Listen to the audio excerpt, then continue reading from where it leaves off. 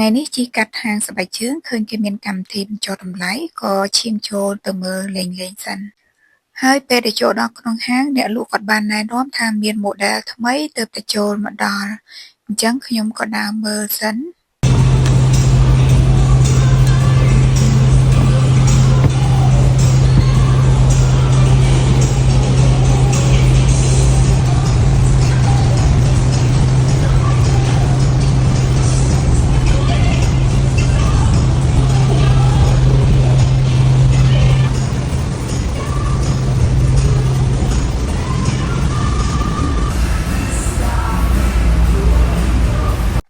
បើនិយាយទៅស្បែកជើងនៅទីនេះមានម៉ូដច្រើនខ្លាំងមែនតើបងប្អូនហើយឥឡូវនេះគឺខ្ញុំរើសបានម៉ូដដែលខ្ញុំពេញចិត្តហើយ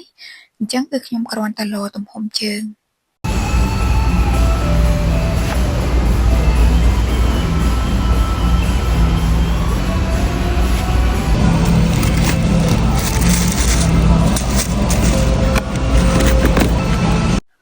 លោទៅលោមកពេញចិត្តទាំងពីរអញ្ចឹងយកទាំងពីរតែម្ដង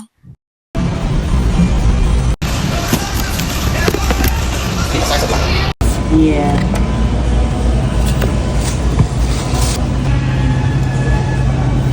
It's gonna be right here. How much? $221.89.